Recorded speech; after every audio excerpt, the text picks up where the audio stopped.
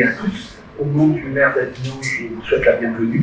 Je remercie Abraham, son équipe, et puis les metteurs en scène, et puis à l'écriture, voilà. Pour vous dire combien nous partageons le travail qui a été fait sur cette œuvre-là, puisque en charge, je suis le professeur adjoint de la ville d'Avignon, j'ai en charge l'enseignement, la culture et la solidarité, et que, évidemment, à l'occasion des rencontres avec le corps enseignant, on est amené à rappeler le travail des gens qui. Alors après, c'est une question d'appréciation personnelle, mais pour moi, ça a été le grand ministre de l'Éducation, avec tout ce qu'il a pu mettre en œuvre, avec l'UFOLED, etc., enfin, le festival, il y a plein de choses. Donc, je ne vais pas vous prendre plus de temps que ça pour essayer de rattraper un petit peu de retard lié au quart d'heure provençal. Et je vous donne la parole. Et puis, je ne sais pas si elle est là, mais remercier ma collègue qui s'est occupée de l'organisation, Madame Nathalie Gaillardet. Voilà. Elle est à la porte. Bon, en tout cas, voilà, je la remercie.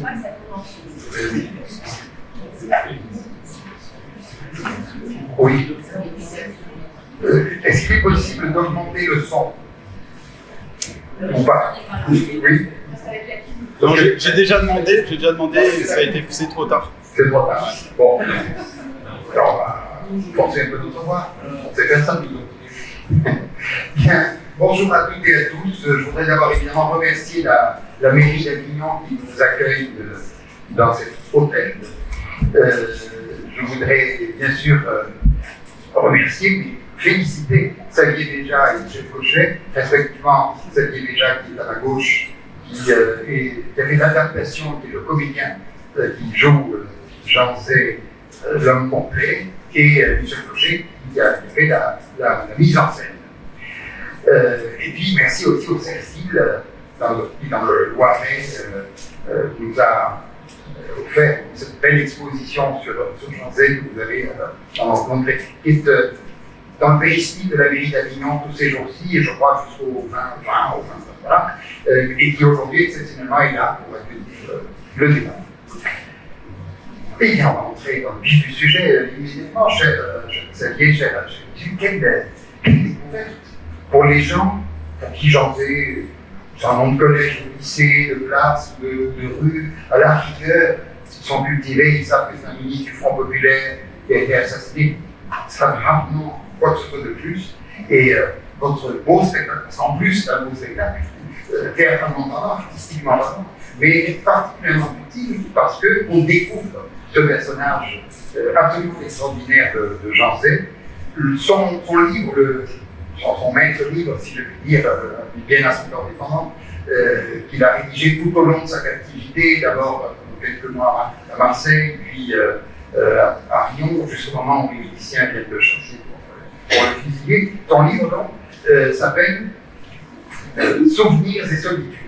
Et vous avez intitulé votre spectacle Jean Zay, l'homme complet. Alors, première question, donc pourquoi et en quoi Jean Zay vous apparaît-il comme un homme complet?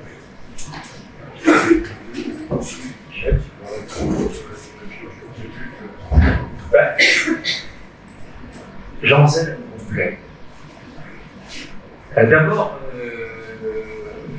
en faisant l'adaptation du livre, ça a été extrêmement compliqué pour moi de faire cette adaptation parce que tout est très intéressant. 500 pages de livre de poche, mais vraiment, je me suis arraché les cheveux pour faire cette adaptation parce que vraiment, tout ce qui concerne sa vie, tout ce qu'il raconte, que ce soit à la fois ses souvenirs en tant que ministre et même avant, en tant qu'avocat, toute sa carrière politique, tout était extrêmement intéressant. C'est vraiment un homme extrêmement brillant qui a 32 ans est ministre de l'Éducation nationale, qui est le plus jeune ministre de la Troisième République. Et puis, à la fois, c'est ce qu'il raconte de la prison, de son parcours de prison, d'un homme qui n'est absolument pas préparé à vivre cette chose qui est absolument épouvantable, d'un enfermement sans limite de durée, puisque c'est comme ça qu'il a été condamné. Tout ça fait un homme qui devrait s'effondrer, ne plus pouvoir être capable de quoi que ce soit. Et au contraire, c'est un homme qui prend la plume, c'est quelqu'un qui écrit, qui va se réfugier dans le travail, dans l'écriture, et pas seulement dans le travail de l'écriture de ses souvenirs, mais aussi il va écrire un roman policier, il va écrire un nombre de lettres incroyables à sa femme, à sa sœur et à plein d'autres personnes, à beaucoup de gens qu'il a connus dans le Loiret, par exemple, puisqu'il a été très attaché au Loiret, il était natif d'Orléans et il avait beaucoup d'amis politiques dans le Loiret. Donc c'est quelqu'un qui reste debout. Et il est complet pour moi parce que il est dans cette d'abord à un moment donné, à plusieurs moments de sa captivité, il part de la liberté intérieure et c'est quelqu'un qui fait un parcours vers la liberté intérieure, d'une conscience de soi en prison, qui est absolument remarquable. Voilà, c'est ce que je pourrais dire. Je pense que Michel a certainement ajouté des choses. Alors, le fil suit. Pardon. Ah oui. Merci. Oui, j'ajouterais en fait, pour l'anecdote, le titre, au départ on pensait titrer tout simplement Janzé, Souvenir et solitude, pour évoquer la source qui a servi à créer ce spectacle. Et c'est une proche collaboratrice de l'équipe qui a eu cette intuition.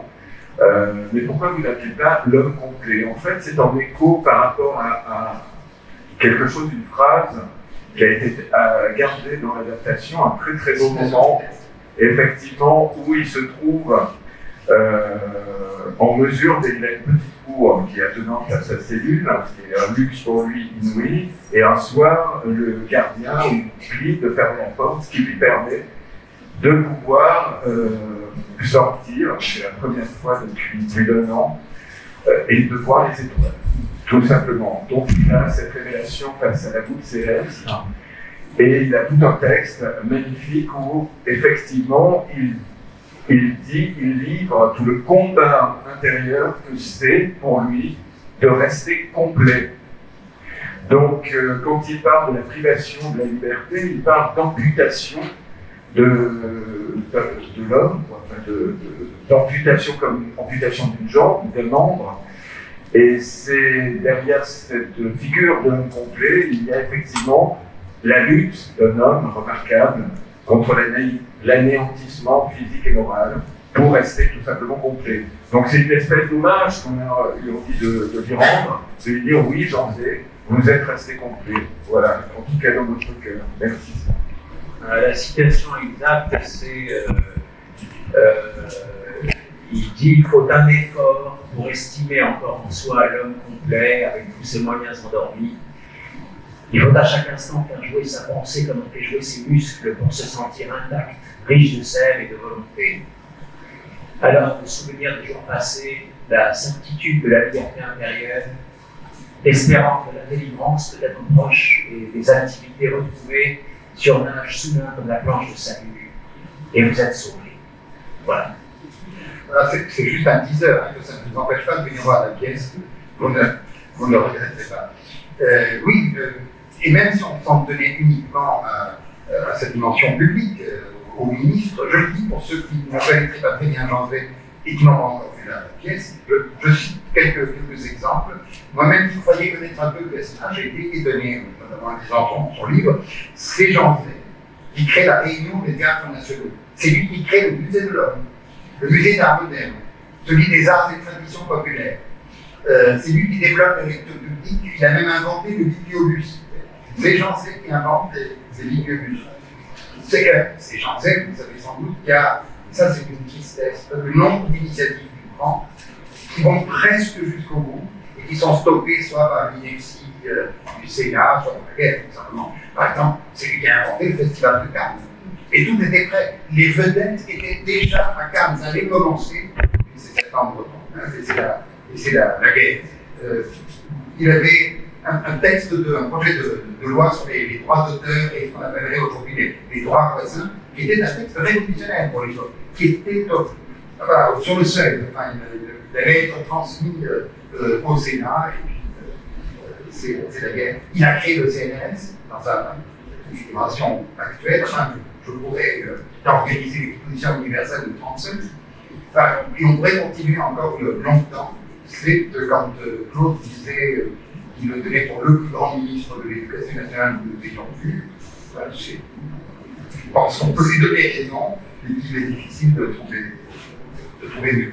Alors, ma deuxième question, vous avez commencé à y répondre, mais en fait, non, je pense même que vous avez aggravé la question que je vous la pose, puisque de la même façon qu'un gastronome aime bien se rendre dans les cuisines des restaurants, l'amateur de théâtre aime bien se rendre dans les coulisses du théâtre, pour voir comment ça se passe. Et donc, quand on lit ce texte, on sent la difficulté d'adapter au théâtre un livre, en effet, de plus de 500 pages pour parvenir à un spectacle d'une durée de 1h15.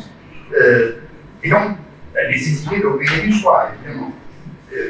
Donc, vous avez commencé à aborder la question, mais vous n'avez fait qu'aggraver la question en disant que ça a été vraiment très difficile. Et moi, la question que je vous pose à tous les deux, c'est vous qui avez fait l'adaptation, tous les deux, c'est comment vous y êtes pris. Qu'est-ce qu'on retient quand on essaye de faire l'adaptation d'un texte semblable? Est-ce que c'est les qualités littéraires? Quand il y a un morceau de bravoure, on va dire littéraire, on garde ça. Est-ce que c'est les qualités dramatiques? C'est quand vraiment c'est tragique ou dramatique. Est-ce que c'est l'importance historique des faits qui sont racontés et qu'on ne peut pas. Est-ce que c'est la nécessité de maintenir un certain passage pour la compréhension? On peut se poser vraiment des questions. Alors, comment allez-vous procéder? Y a-t-il beaucoup de repentir? Édifié, repris, rediffé? Non. Le plus difficile, c'était d'enlever. C'est d'enlever, de dégraisser. Parce qu'au départ, j'étais parti sur, je ne me souviens plus, la première proposition que je t'ai faite, ça devait être une quarantaine de pages, déjà, c'était déjà énorme. Il fallait la réduire de moitié au moins. En fait, au départ, j'avais le sentiment qu'il fallait qu'on commente d'abord. J'ai commencé par la première phrase de Soumis à la solitude, par le tout premier moment où Jean Zay est ballotté comme ça. On lui dit qu'il est depuis 4 mois dans la prison militaire de Clermont-Ferrand après son procès, et le capitaine commandant dans la prison militaire vient le voir en lui disant qu'il va être transféré lui-même à Marseille. J'ai voulu garder ça, et ensuite j'ai voulu garder un petit peu la trame dramatique qui le conduit jusqu'à Marseille, puis à Rion, où il est rapatrié à Rion, parce qu'en fait, on ne le comprend pas dans le spectacle, mais en fait, de Marseille, normalement, il aurait dû partir à l'île du Diable, en Guyane, puisqu'il était condamné à la même peine que Dreyfus 40 ans auparavant, c'est-à-dire la déportation et la dégradation militaire. Il n'a pas été déporté parce que les Anglais ont fait en un globus atlantique. Bon, voilà. Donc j'ai voulu garder. Ensuite, il est rapatrié à Rion, et à partir de là, il est toujours considéré comme condamné, comme prisonnier de droit commun, puis il va devenir prisonnier politique. Et là, tout change. Et j'ai voulu garder cette trame parce que c'est une trame malgré tout dramatique. On a besoin quand même au théâtre de suivre une progression. Ensuite, à partir du moment où il est prisonnier politique, Michel de Cochet m'a mis en scène comme un homme qui change radicalement. D'abord, le costume change, l'attitude change, il se met à travailler, il est à son bureau, et là, les choix se sont opérés sur ce qu'on avait envie de dire de ce qu'il a écrit dans Soumis à la solitude et ce qu'on devait enlever. Et puis, il nous est apparu qu'il y avait des choses qui étaient absolument essentielles. D'abord, sur la vision qu'il a de la prison, parce que de sa cellule, en fait, il a une vision complète de ce qui se passe en prison. Il a des nouvelles qui lui viennent de l'extérieur, et même, dit-il, à un moment donné, il est plus informé, on est mieux informé en prison, dit-il, qu'à l'extérieur. C'est absolument étonnant, mais tout à fait véritable. Et puis ensuite, voilà tout le parcours qui le mène vers la façon qu'il a de vivre cette prison, cette solitude qui quelquefois est terrible, peut l'amener à des colères, peut l'amener à aussi beaucoup de sérénité. très curieusement, peut l'amener à aussi avoir la visite absolument incongrue du ministre de la Justice, qui vient lui rendre visite dans sa prison, qui est une scène absolument incroyable, presque comique. Et puis après, tout ce qui est de l'ordre de ses réalisations, qu'il a envie de faire partager au public qui est là, et tout d'un coup, il a son petit cinéma intérieur, il sort une espèce d'écran qu'il a fait avec un rideau de fortune, et tout d'un coup, vous allez voir des images d'archives. Je ne vais pas vous raconter tout le spectacle, parce que sinon, vous ne viendrez pas le voir. Mais voilà, c'est comme ça que s'est construite l'adaptation, et avec quand même, à la fin aussi, ne pas manquer tous ces moments qui sont poignants, parce que c'est un homme qui est extrêmement touchant dans son parcours exceptionnel qu'il vit en prison. Moi, je ne sais pas si j'arriverai à vivre, je crois que je serais complètement défait et que j'arriverai plus à rien. Lui, il reste debout. Et voilà, c'est ce que j'ai voulu garder aussi dans l'adaptation. Voilà. Quelque chose à ajouter? Oh oui, toujours. Non, c'est-à-dire qu'effectivement, il y a eu un double processus par rapport à cette question d'adaptation. Moi, j'ai laissé Xavier vraiment opérer tranquille le chemin qu'il avait envie de construire à partir de l'ouvrage d'origine. Partons du principe, pour moi incontournable, que quand il s'agit d'un seul en scène, si le comédien ne s'approprie pas avec un vrai rapport d'intimité la matière qu'il a joué, ça ne marche pas. C'est-à-dire, c'est pas un spectacle, un seul en scène est avant tout le spectacle d'un comédien avant d'être celui d'un metteur en scène. C'est primordial. Donc cette intimité par rapport à José, il fallait qu'il la trouve tout seul. Et il est évident que si j'avais mis mon grain de sel, on se serait trouvé en conflit, peut-être pas à ce moment-là, mais en tout cas en discussion, c'est-à-dire que moi je préfère ça, etc. Donc je l'ai laissé faire. Moi je suis intervenu dans un second temps, tout simplement pour me préoccuper du théâtre. Il s'agissait d'en faire théâtre, de cette matière-là, qui n'en est pas du tout au départ. Et bon, le chemin théâtral du spectacle, Xavier vous l'a expliqué, en gros, je vous laisserai découvrir. Mais ce qui nous a paru important, c'est-à-dire, c'est que l'ouvrage s'appelle Souvenir et solitude. La solitude, c'est celle de l'homme incarcéré qui lutte justement contre cet anéantissement moral, avant tout, et physique. Et les souvenirs, c'est ce qui est devenu, contre inconsciemment, son héritage politique, enfin, son testament politique. Où il a dû, je pense, si tant est qu'on puisse se mettre à sa place, comme Vichy a opéré une réaction d'une violence inouïe avec la haine qu'il a guidée contre le Front populaire, c'est quand même ça qui a motivé la violence et la sévérité du. Voilà. Tout ce qui a gardé le Front populaire, c'était à éliminer. Je pense qu'il s'est senti responsabilisé de laisser la trace de son œuvre politique au cas où. Voilà. Cet héritage politique, je me souviens avoir lu une adaptation il y a quelques années de cet ouvrage où le comédien et le metteur en scène avait fait le choix uniquement des parties de la prison, de l'intimité de l'homme incarcéré, qui crée une espèce de littérature de la douleur qui est finalement très injuste par rapport à José, parce que sa pensée se situe vraiment à un autre niveau. Même quand il parle depuis la prison, il a une pensée politique. C'est pas quelqu'un qui est dans la plainte, c'est pas quelqu'un qui est dans l'apitoiement. C'est quelqu'un qui est dans le partage d'une pensée avec un sens de l'intérêt public. Donc le sens de l'intérêt commun que pourrait trouver un lecteur qui n'est pas en prison. Je sais pas, j'arrive pas à dire des choses mieux. Et par contre, ils avaient occulté tout ce qui était héritage politique, qui nous semblait une injustice absolue par rapport à un projet d'adaptation. Donc, il s'agissait aussi, dans le choix d'adaptation, de pouvoir équilibrer les deux. Donc, au final, on a créé une espèce d'espace mobile, je dirais, un espace mental. C'est le théâtre de José qui se construit et qui s'imagine dans sa prison, où à la fois il nous livre ce qu'il vit au présent, mais également il nous fait revenir sur le passé, avec une vision aujourd'hui assez troublante, il faut le dire quand même, des années 30 par rapport à l'époque qu'on vit. Voilà, c'est aussi un des intérêts de ce livre.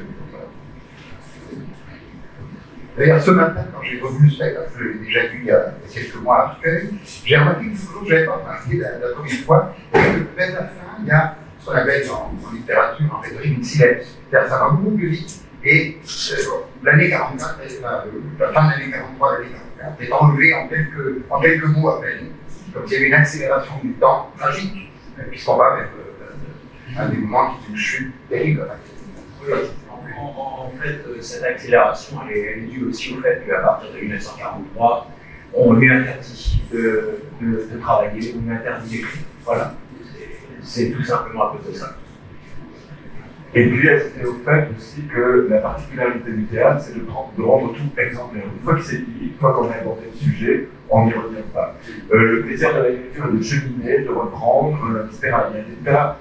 Il raconte autrement, avec d'autres mots, l'aspiration du moment, des motifs, il revient toujours sur les mêmes choses. Donc effectivement, en 1943, je pense que tout était dit. Voilà. La troisième question, elle est plutôt adressée à Xavier. On peut répondre. Non, je ne sais pas. Peut-être qu'elle s'adresse à l'acteur en tant que tel, mais peut-être que le metteur en scène fait quelque chose à en dire, parce qu'il a peut-être dirigé l'acteur aussi, je ne sais pas, peut-être la direction d'acteur. C'est essentiel. Oui.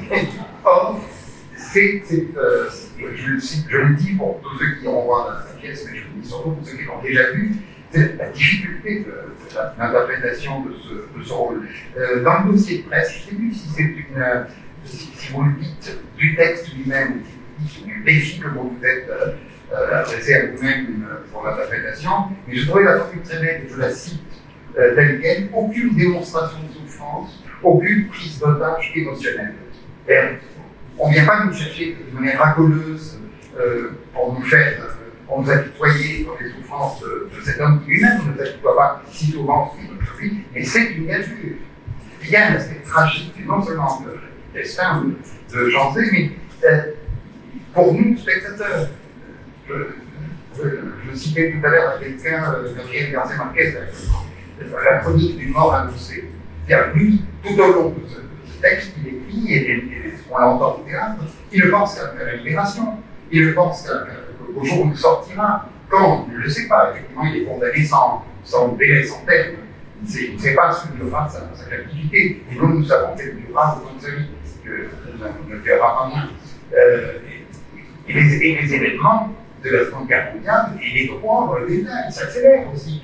Les Américains ont eu l'Afrique du Nord, la bataille de Stalingrad a lieu, les Américains débarquent en Normandie. Vous avez vu dans l'affiche reproduite, je pense que ce sont les derniers mots connus de Janzé, une dernière lettre à sa femme, où il est dans l'urgence, il va la retrouver, ça y est, c'est fini, la libération est toute proche. Nous savons qu'ils ne seront jamais vivants et que ça va être à la fin, et nous savons dans quelles sortes de conditions. Donc il me semble que c'est extrêmement compliqué d'interpréter ce rôle à la juste distance entre le côté de le paroxysme de souffrance et le côté qui s'impose, mise à distance de ce texte. Comment on joue un texte sur ce plan-là, je crois que je pourrais peut-être plus laisser parler mon metteur en scène, mon directeur d'acteur, que moi-même. Michel Cochet m'a dirigé en me disant « Sois toujours au présent, vis ce que tu dis ». Et ça, je trouve que c'est très important. Et vis-le, non pas comme quelque chose qui écrase, parce que Janzé n'est pas un homme écrasé, c'est un jeune homme. Il est plus jeune que moi, il faut dire, il a 36 ans quand il est incarcéré. Et il a ce côté d'homme d'État. C'est un homme qui a eu une carrière politique déjà extrêmement jeune et déjà très longue. Il a été partout, il a fait des inaugurations, il a fait ceci, cela, il a été dans les ministères, il a fait des voyages à l'étranger dont je ne parle pas du tout, mais en URSS, aux États-Unis, partout où il est allé en tant que ministre de l'Éducation pour comparer les systèmes éducatifs ou les systèmes de culture, des beaux-arts, etc. Et donc tout ça, je n'en parle pas il a eu une activité débordante. Donc c'est un homme. Et puis il a cette conscience de lui-même et cette espèce de, comment dire, de vision de l'homme est une vision grande. Je ne dois rien dire de plus que ça. Donc lui-même, il n'est jamais dans la plainte. En tout cas, Michel a vraiment appuyé là-dessus en disant il n'est pas dans la plainte. Il est dans le. Voilà, il implique des choses, quelquefois, il est ballotté, il n'est pas maître du tout de son destin, mais à chaque fois, il arrive à le reprendre en main d'une certaine façon intérieurement. Voilà. Et donc, c'est cette espèce de droiture et cette espèce de grandeur qui fait un peu la façon dont je vis les choses. Après, il a des moments de colère, des moments d'agacement, des moments aussi il va chercher des tout petits plaisirs, un rayon de soleil, un oiseau qui chante, des bruits dans la rue, puisqu'il est juste à côté d'une rue, il le sait, il est à 20 mètres d'une rue populeuse de Rion.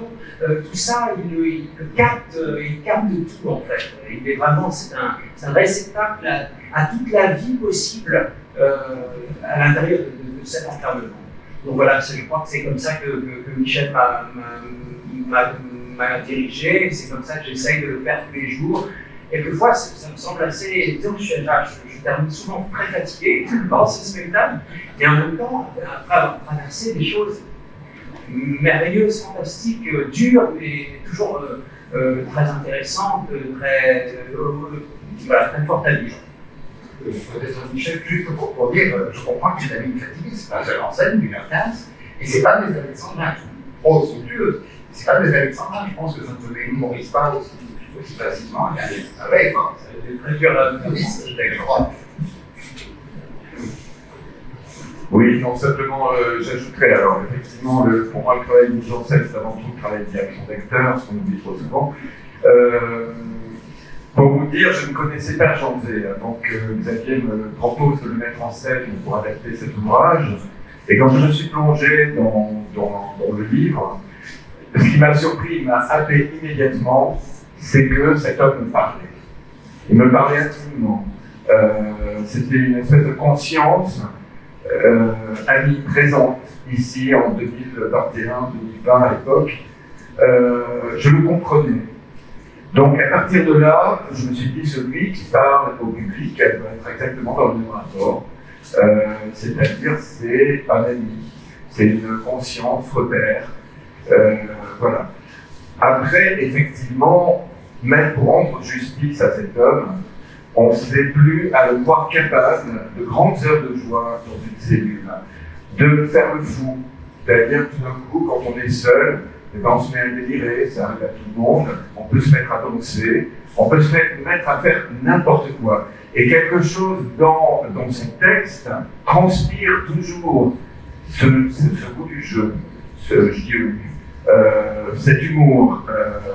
Il y a une définition qui rejoint un profond sentiment de dignité et d'humilité par rapport à son sort. Comment dire, donc il y a pas, cet homme ne tartine pas son destin d'émotions inutiles, c'est pas du tout le genre, et c'était vraiment l'erreur à commettre pour nous. Et voilà, c'est aussi ce qu'on a envie de lui envoyer, quoi. Voilà, c'est un homme formidable, voilà comment on te voit. J'ajoute, je dis ça pour taquiner Xavier, il paraît que le 27 juin 1947, dans l'Amphi de la Sorbonne, pour l'hommage solennel à Jean Zay, Louis Jouvet a lu des extraits de Souvenirs des solitudes. Première question, est-ce qu'on connaît, est-ce qu'on sait lesquels? Deuxièmement, quel effet ça fait de dire des textes qui peut-être ont été lus par Louis Jouvet, mais on n'a pas d'enregistrement du moins. Louis Jouvet a joué des pièces, il a joué Tartuffe, le misanthrope, ça ne nous empêche pas de jouer, de continuer de les jouer aussi. Non. Après, c'est un hommage légitime de Jouvet à Jean Zay, parce que Jean Zay, en effet, fait beaucoup pour le théâtre du Cartel, Jouvet, masculin bâti Coco, Skifty, il les a quasiment sauvés de la faillite. Il a proposé même à Jouvet et à certains autres de faire une co-direction pour la Comédie Française, mais Jouvet a refusé. Mais en même temps, ils ont été associés à la Comédie Française sans y être directeur. Donc effectivement, Jouvet avait toutes les raisons de rendre un hommage à Jean Sey. Merci. Encore 2-3 questions. Et puis je voudrais quand même passer la parole à la salle. Vous avez peut-être des choses, des remarques à faire si vous avez vu le spectacle. Vous avez des visages que j'ai vus ce matin, ou des questions à poser.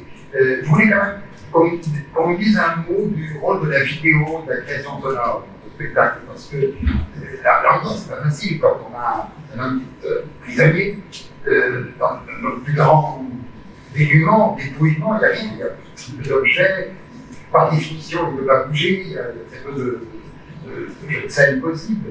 Il y a l'image et le son de l'âme, simplement le texte. Alors comment vous êtes ce qui est important, un seul en scène, en fait, fonctionne théâtralement quand on s'abstrait du monologue. Il faut toujours chercher le dialogue. Avec qui dialogue? Avec le comédien. Avec le public, déjà, puisqu'on adresse au public. C'est un journal qui écrit avec vous, en temps réel. Et c'est là où l'idée de l'image, plus que du son, dans un premier temps, m'est apparue nécessaire. Alors déjà, je pensais image en pensant image d'archive, c'est-à-dire qu'il m'apparaissait très important d'avoir la matière de l'époque, telle que peut nous la restituer les images d'archives de l'époque, qui sont des archives communs en fait. Voilà. Donc on salue ici une collaboratrice du spectacle, Sylvie Cravagnac, qui a fait tout ce travail très ingrat d'aller chercher les images. Donc c'était important aussi de donner corps. Voilà. Et après, comme je disais, pour moi, il s'agit de... J'imaginais volontiers Jean Sey, quand on est tout seul dans une prison, quelqu'un comme lui, qui est un homme de lettres, qui est un homme de théâtre aussi, et bien se fait son théâtre. Voilà, donc je pense que sur les murs de sa prison, il avait des images qui défilaient, il avait des visions, il avait... donc c'est participer, inviter le public à partager le théâtre mental de cet homme. Voilà, des images de guerre, des images de... Bon, je ne croirais pas après, mais c'est parti de ce principe-là pour permettre aussi à Xavier d'avoir un support de dialogue et d'échange qui est cette dialectique, je dirais, pour empêcher un beau savant, une dialectique autour du comédien qui lui permet d'avancer. Voilà. Alors, une avant-dernière question. Moi, j'ai été sensible dans ce spectacle à une dimension, je ne sais pas comment le dire, là aussi, pédant, quand on parle de ces choses-là, d'intertextualité. Je veux dire que c'est pas le premier prisonnier qu'on rencontre dans la littérature, ni même qui est mis en scène. On peut penser à Dostoïevski, on peut penser, parce qu'il en parle, parce que dans le livre, il en parle à plusieurs reprises, à Blanc, à l'enfermé. Et puis d'autres exemples, bien sûr. Est-ce que ça a joué un petit peu dans la mise en scène, ou dans vos sources d'inspiration en tant que comédien, l'intertextualité, penser aux prisonniers politiques ou autres? Moi, franchement, je n'ai pas pensé à faire une espèce d'être dans un film, dans une lignée de prisonniers politiques. Effectivement, il parle beaucoup de Blanqui, mais non, pour moi, c'est un prisonnier singulier, c'est Jean Sey, point à la ligne. Voilà, je ne sais pas si tu veux rajouter quelque chose. Tout simplement pour permettre au public d'entrer dans ce qu'on va lui proposer. Moi, je pars toujours du principe d'être ignorant. C'est-à-dire de partir de ce qui existe, de ce qui va être montré sur scène, et de pas... Référence au théâtre, il faut toujours manier ça avec difficulté, parce que le public peut avoir la fâcheuse impression que quelque chose lui échappe, que les références qui sont... lui passent sous le nez sans véritable accès. Donc, voilà. C'est ce parti pris d'ignorance. Donc, c'est Jean Sey qui parle, qui lui-même fait référence. Nous, on se... Il a une référence à Dostoïevski à un moment donné. Il a Et puis alors, il y a un autre type d'enfermement, oui, absolument. Oui, par parenthèse, on découvre un Jean Zay incroyablement cultivé, quoi. Je vais dire une horreur, je vais dire pour un ministre. Mais je veux dire que c'est un ministre cultivé, c'est un ministre qui aurait pu, voilà, un grand universitaire, un grand critique, etc. Et sans doute un grand écrivain, absolument. Et il est vraiment, je veux dire, par exemple, il tient un moment qu'il a une des solutions trop pour essayer de conjurer la situation vénézuélienne, c'est de se réciter des vers. Pas si nombreux les ministres capables de se réciter des poèmes de Baudelaire ou autres dans sa cellule sans support Excel, par la mémoire. Alors, une dernière question avant de vous passer la parole, peut-être la plus haute étape, mais il faut la poser. C'est l'actualité de ce livre et donc de ce spectacle qui me paraît, en plus de ses qualités artistiques et théâtrales, un spectacle utile. L'actualité de ce livre, la crise politique, démocratique, institutionnelle, morale, que nous traversons, moi j'ai trouvé que mais je ne rien m'en dire d'autre, je laisse la parole, mais je trouvais que ce livre était utile, il était plein de leçons, d'enseignements. J'en suis absolument convaincu. Il y a quelque chose que moi qui me réconcilie toujours avec ma présence au monde, c'est le sentiment d'être utile. Donc en montant ce spectacle, peu à peu, effectivement, je me suis convaincu que c'était permettre aux jeunes générations, à tout le monde, de découvrir cet homme était véritablement quelque chose d'utile. Et pour rebondir sur ce que vous disiez, je pense que c'est bien de donner la mesure de ce que peut être un homme politique avec la figure de Jean Zay. C'est-à-dire qu'il ne faut pas renoncer, il ne faut pas démissionner et accepter que les hommes politiques n'aillent plus au théâtre, ne connaissent plus leur humanité, etc. Il y a pour moi une crise de ça dans le politique, je mâcherai volontiers des noms. La sortie, disons, de cette figure de l'homme politique qui a cette humanité, c'est Nicolas Sarkozy. À partir de ce moment-là, il y a eu une scission radicale entre l'image de l'homme politique et l'humanisme de l'homme de lettres. Voilà. C'est indissociable. Je vois que pour moi, il ne faut pas renoncer à cette exigence que l'homme politique ait une surface intellectuelle suffisante, parce qu'il faut être sage pour régner. Il y a tant fait pour relancer les ventes, c'est peut-être même la lecture de la princesse de Clèves. Bon, je voudrais maintenant en effet passer la parole à la salle, si vous avez des questions, des remarques, oui, monsieur. Peut-être essayez peut-être comme ça, et sinon il faut là. Merci, madame. Oui, d'abord, merci pour ce travail. Ce matin, c'était la course, ça m'a beaucoup plu. Et j'ai une question par rapport aux persécutions dont est victime Jean Zay. À un moment, on sait que les 4 personnes qui étaient sur le Massilia, et on dit que les Israélites, évidemment, ont eu des peines plus lourdes. Dans le cas de Jean Zay, on ne parle pas de son rapport à la judaïté, au fait que son père était juif. Et ma question, c'est dans quelle mesure Jean Zay se sentait juif, et est-ce que ça joue un rôle, ou bien est-ce qu'il est simplement condamné parce qu'il appartenait au Front populaire, et ça vous l'avez dit tout à l'heure, que le Front populaire, on voulait absolument se le dire. Alors il y a plusieurs raisons éventuellement de ces persécutions, mais ma question principale, c'est quel était le rapport de Jean Zay à la judaïté, et si ce rapport existe, s'il est présent dans le livre que j'ai pas lu, pourquoi il ne figure pas dans la pièce? Ça, répondre facilement d'abord pourquoi est-ce que c'est pas dans la pièce, tout simplement parce que ça n'en parle jamais dans Souvenir et la solitude. Comme par exemple, je n'ai pas trouvé dans Souvenir et la solitude son rapport à la laïcité, qui est pourtant très fort. Il faut quand même savoir que c'est l'un des premiers à avoir interdit les signes religieux à l'école. On ne le sait pas du tout, mais il n'y a pas ça dans Souvenir et la solitude.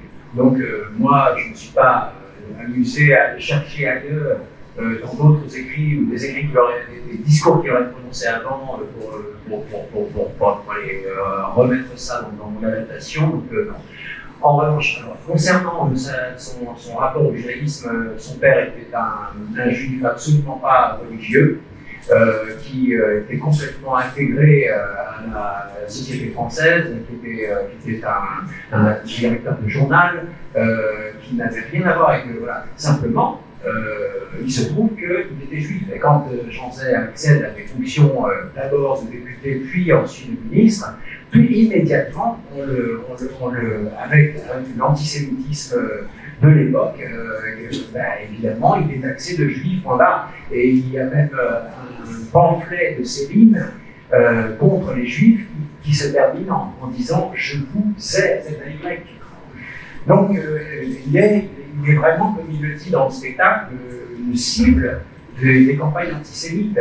Et c'est l'une des raisons, en effet, pour lesquelles il a été assassiné. C'est enfin, d'abord condamné et assassiné. Et puis, en effet, il a une lecture des condamnations qui ont eu lieu pour le même délit, entre guillemets, du Massilia, qui suit tout à fait cette chose-là, c'est-à-dire à la fois des responsabilités politiques pour un Front populaire et puis des origines juives.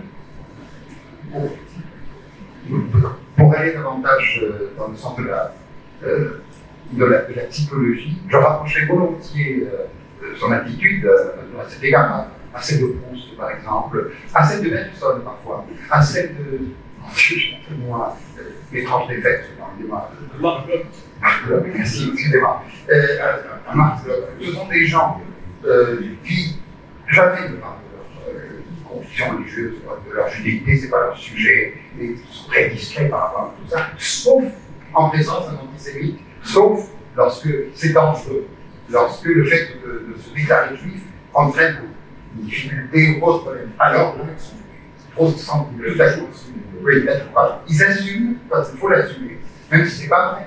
Dans le cas de Jean Zay, en plus, du point de vue de l'orthodoxie juive, il n'est basé que sa mère ne l'est pas, les protestants. Et ils ont été élevés en plus dans le protestantisme. Mais il assume toujours parce qu'il n'accepte pas l'idée même qu'on puisse le soupçonner de lâcheté, d'abandon, enfin, voilà.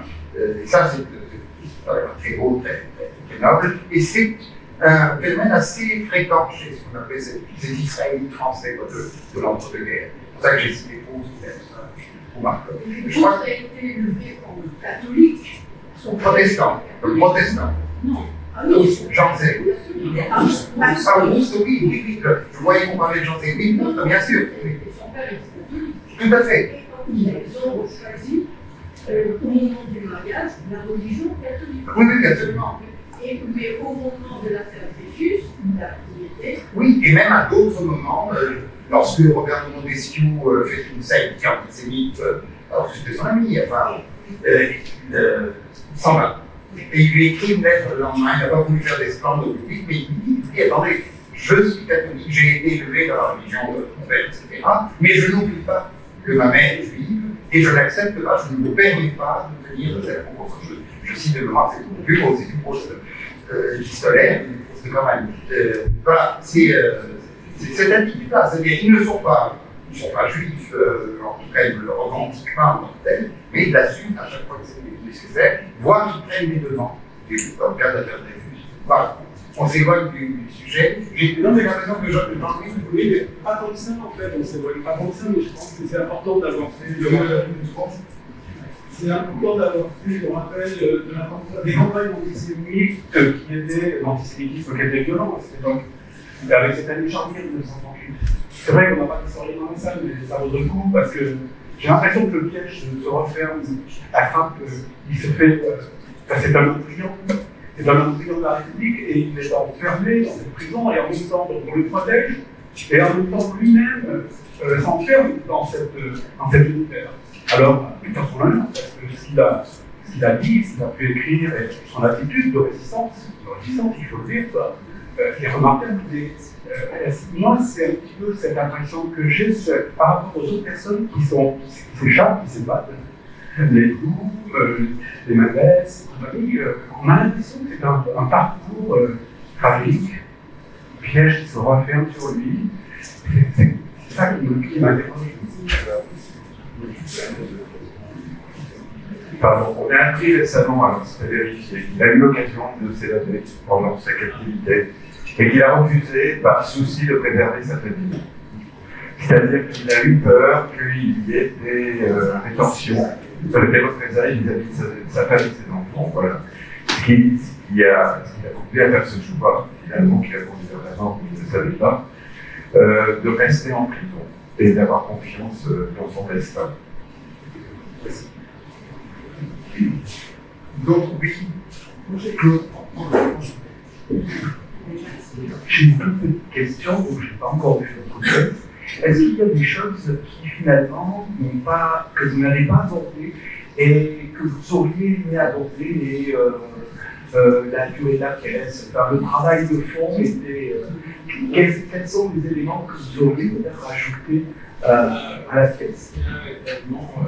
Je ne sais pas, toute son activité au sein du ministère des Beaux-Arts, puisqu'il était ministre des Beaux-Arts. Par exemple, un épisode absolument incroyable, c'est lorsque les républicains espagnols ne savent pas où donner de la tête pour protéger leurs œuvres et finissent par demander à Jean Zay de rapatrier, d'aller mettre des œuvres en France. Et là, il décide qu'il accepte toutes les œuvres du Prado, de tous les chefs-d'œuvre de tous les musées espagnols. Et il a l'idée, pendant ce temps, de faire, pendant la guerre d'Espagne, de faire des expositions d'art espagnol. Il a toujours une idée d'avance. Et ça, j'avoue que dans le spectacle, il n'y a pas forcément le moyen de le dire. Et en même temps, extrêmement respectueux de la légalité, puisqu'il dit aux républicains espagnols, je rendrai les œuvres, les chefs-d'œuvre espagnols à l'État espagnol, quel qu'il soit, et il les rend à Franco. Voilà, il y a son voyage en URSS, c'est tout à fait édifiant. Quand il rencontre le ministre de l'Éducation je ne sais plus comment il s'appelle d'ailleurs, du tout, à l'époque, et qui compare les systèmes d'éducation, c'est tout à fait étonnant. On sent que chacun prend de l'autre ce qui pourrait être intéressant et va essayer de l'appliquer dans son propre pays. Il est tout le temps en quête de choses, et ça, j'avoue que je n'ai pas pu dire tout ça. Il y a vraiment tellement de choses. Voilà. Bon, c'est bien. Il y a aussi quelque chose que. Bon, mais il fallait un spectacle plus long et peut-être on va en faire un second, de saison 2. C'est toute l'activité en fait de la prison de Riom qui a vu circuler quand même tous les personnages importants de l'âtre de Tassigny notamment, etc. Enfin, il y a toute une animation là où le spectacle se précipite vers la fin. Effectivement, dans le bouquin, dans l'ouvrage, il y a tout le théâtre de cette prison qui s'anime de plus en plus au fur et à mesure que les mois avancent vers la libération. C'est assez passionnant, mais théâtralement c'était beaucoup plus compliqué à restituer. Donc les choix dont on parlait au départ, on les a arbitrés aussi en fonction de ce qui faisait théâtre et de ce qui aurait nécessité finalement une écriture cinématographique, télévisuelle, et voilà, qui n'était pas adapté au théâtre. D'autres interventions? Oui.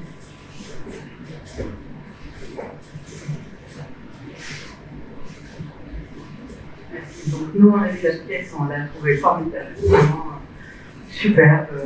On a appris plein de choses et puis il y a de l'émotion aussi. Enfin, vraiment, merci vraiment de ce très beau spectacle. J'aurais plein de questions, il va falloir que je les sélectionne. Je n'ai pas lu ce livre, mais j'imagine que ce que vous dites dans le texte reprend à peu près exactement le contenu de ces paroles, mais vous avez quand même dû rajouter des choses pour écrire, pour qu'il y ait du lien. Non, pas du tout. Vraiment? Donc c'est un énorme boulot de livre, parce que ça s'enchaîne extrêmement bien. Enfin, c'est... On a déplacé peut-être une virgule ou ajouté Qu'est-ce qu'il est bien? Il y a quelques petites choses que j'ai rajoutées, par exemple, quand il parle des cadres du cartel. Il ne dit pas je vous vais du lin bâti coco, ça je l'ai rajouté parce que en plus on voit à l'image à ce moment-là Jouvet. Je pense que les gens ne savent pas forcément, n'ont pas forcément la référence. Quand on parle de la Biennale de Venise, contre laquelle il a fait le Festival de Cannes, parce que c'était vraiment ça le projet au départ, je rajoute que c'était la Biennale de Venise de Mussolini, et c'était arrivé, parce que c'était un festival qui était de plus en plus, qui récompensait de plus en plus des films fascisants qui célébraient le national-socialisme en gros. Donc voilà, c'est des toutes petites choses que j'ai rajoutées. Si à un moment il dit je suis comme le régisseur de théâtre, derrière son rideau, dans le bouquin Chancelet, c'est le régisseur de Chantecaille, qui est bien fait mon roman, mais on a parti du principe Voilà, c'est minuscule petite chose. Et sinon, j'ai une petite question. Est-ce qu'il parle de sa famille dans son livre? Parce que quand on parle d'un homme complet, je me dis, bon, il y a peut-être une dimension personnelle, intime, familiale, là, qui n'est pas restituée. Est-ce que c'est un choix ou est-ce que c'était pas dans le livre? Non, c'est pas dans le livre. Il raconte très peu de choses. Effectivement, il raconte à un moment donné que sa femme lui dit que sa petite fille voit des Allemands dans la rue qui ont embarqué tout un tas de choses, parce qu'à ce moment-là, il y avait des tas de déménagements d'appartements, de tout un tas de trucs. Et comme on lui a tout enlevé, la petite fille demande s'il n'y aurait pas le jouet qu'on lui a pris. Voilà. C'est une scène qui est assez touchante, mais on ne l'a pas gardée. Sinon, il y a ce moment où effectivement sa femme lui raconte le pillage de leur propre appartement, qui est assez touchant, mais il n'en parle pas. En revanche, on sait que Jean Zay a écrit plus de 200 lettres à sa femme, qu'il a écrit plus de 200 lettres à sa sœur, qu'il a écrit, voilà. Donc il a séparé quand même plutôt le côté intime, le côté familial. C'était pas ce livre était destiné à être publié après sa libération. Et comment on a récupéré ces textes-là? Est-ce que c'est ceux qu'il a fait passer par sa femme, justement? Exactement. Le landau, là? Exactement. Sa femme venait visiter une fois qu'il a été considéré comme un prisonnier politique, sa femme venait je ne sais pas si vous le voyez, on voit le landau dans lequel ils sont partis de faire. Il venait lui rendre visite avec le landau de leur dernière petite fille, et par le landau, il faisait passer tous les feuillets de son. Ça, je me disais que ça aurait fait théâtre. Mais oui. Il n'en parle pas, il ne dit pas lui-même, surtout pas.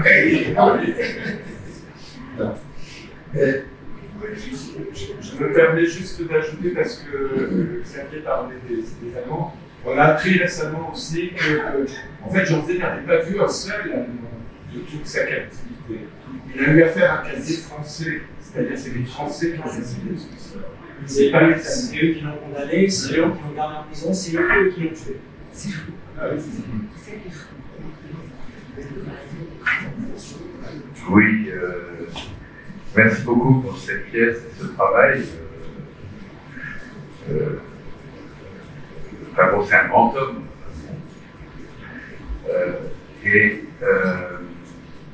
Pour faire ma question, d'abord justement ce dernier point, c'est une question historique, c'est-à-dire il a été assassiné en plus 3 semaines après le débarquement, donc voilà. Il y a eu un procès, est-ce que ces assassins ont été punis? Est-ce que du coup ça a été rendu public cette histoire, au-delà des hommages que vous avez évoqués? Oui, je n'ai pas des dates précises ou des noms précis, mais je sais que le Foucault, celui qui a tiré, s'en est, pardon du mauvais jeu de mots, s'en est plutôt bien tiré quelques années après. Vous connaissez sûrement les détails de Pardon. Il y a eu un procès, et cet homme-là, Georges Millou, Henri Millou, a été condamné, je crois, à quelques années de prison, point à la ligne. Il a pas du tout, il a sauvé sa tête. Hein. Il était condamné à perpétuité. Ah, il a écouté. Il a fait que 2 ans de prison. C'est ça. C'est ce que j'ai écrit depuis dans le juge, Ouais. confirmé, mais bon. Oui, Wikipédia dit qu'il a été condamné à oui. Voilà. Il a fait qu'il était libéraux ou 2 ans. Ouais.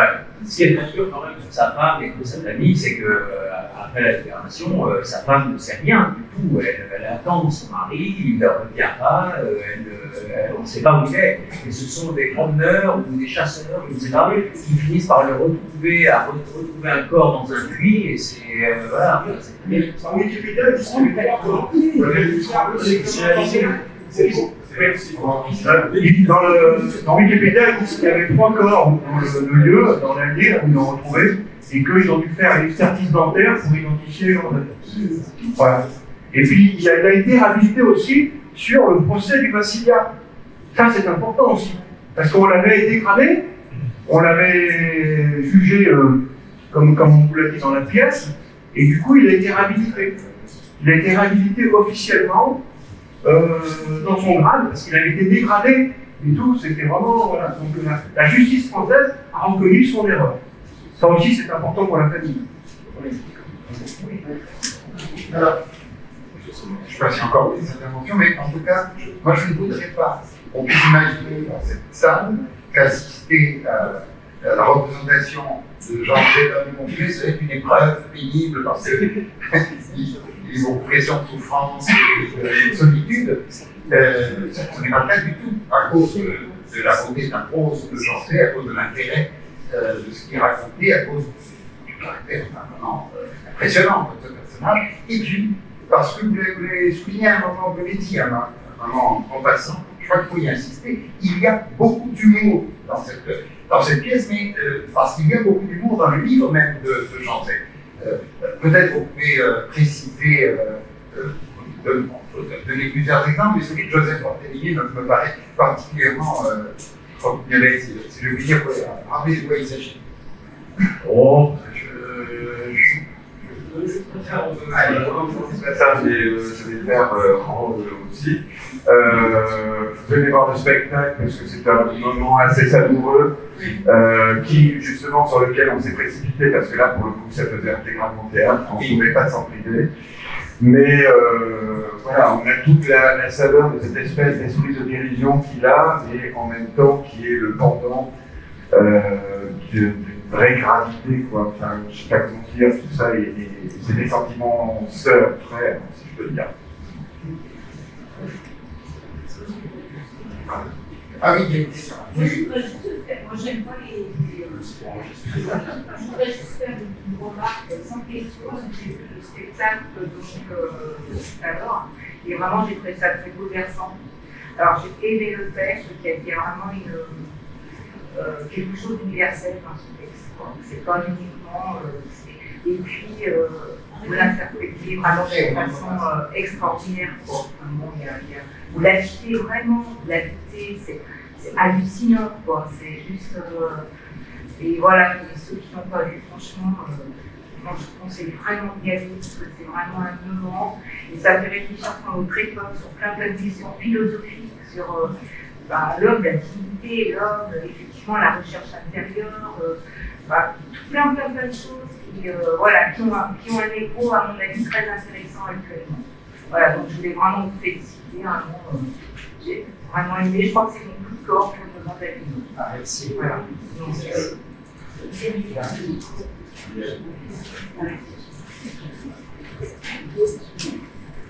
J'ai été aussi très intéressée et très touchée par ce spectacle.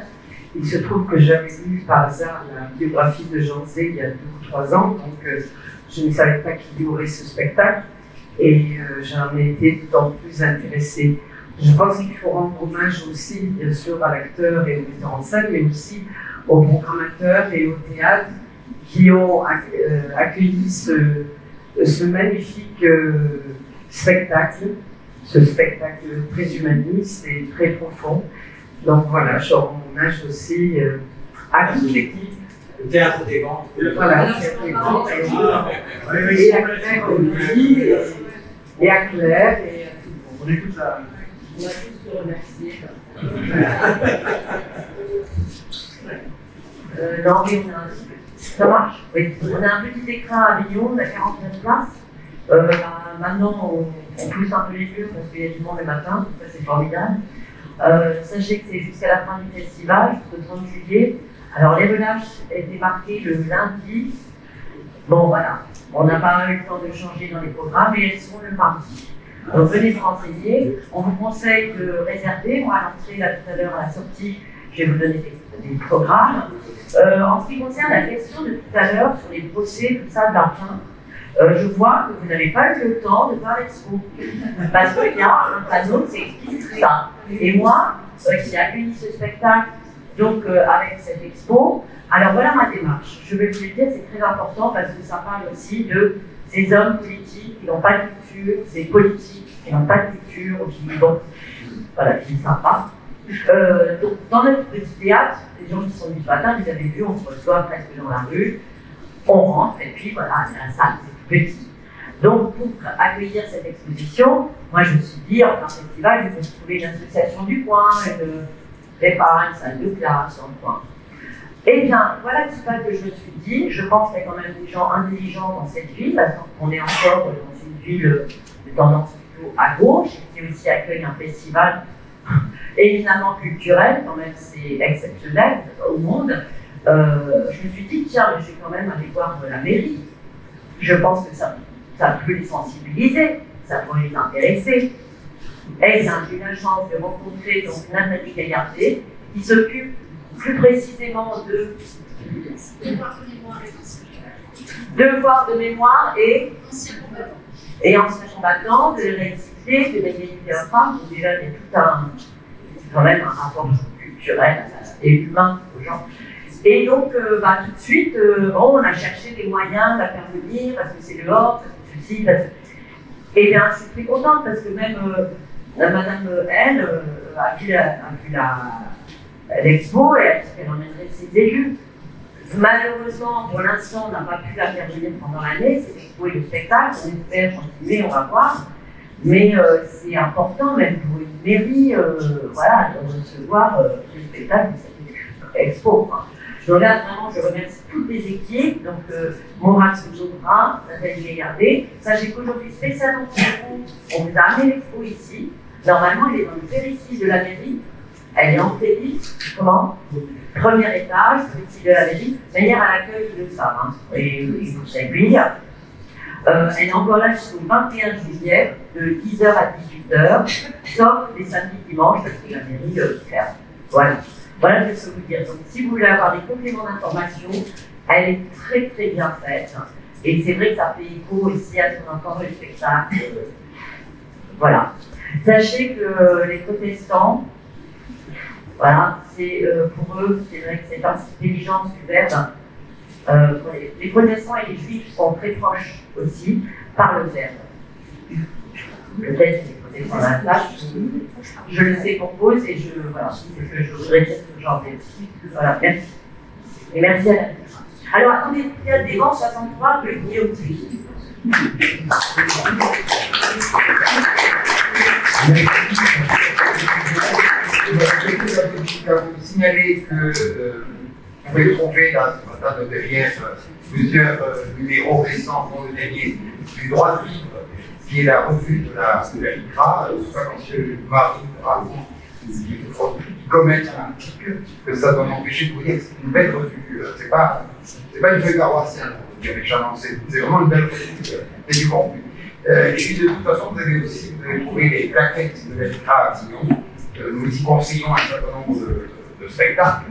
Parfois, on en a malheureux, c'est le cas de Jean Zay, parfois un peu moins, mais l'un dans l'autre se trompe pas très souvent. Et on organise un certain nombre de débats. Je juste que le prochain, c'est lundi 18, dans le cadre des ateliers de la pensée, dans le festival d'Avignon, c'est le INE, si vous voulez. C'est au Cloître Saint-Louis à 14h30. Et ça s'appelle l'universalisme à l'épreuve des tensions identitaires, avec Dolores Général qui fera une intervention qui est la procureure générale de l'État espagnol, qui est l'ancienne ministre de la Justice. Pour ceux qui ont vu le dernier film d'Almodóvar, c'est elle qui a fait la loi de mémoire historique qui a permis d'exhumer les restes des personnes assassinées par Franco, etc. Il y aura Francis Bolge, le philosophe Francis Bolge, il y aura Daniel de Montaigne, il y aura Laure Joubert. Voilà. Voilà, c'est à peu près ce que je voudrais expliquer. Les bénévoles militants de la Grâce sont présents aussi. Oui, vous entendre, vous écouter. Absolument. Nous sommes là avec 8 jeunes militants. Merci. C'est leur premier festival. Nous essayons chaque année.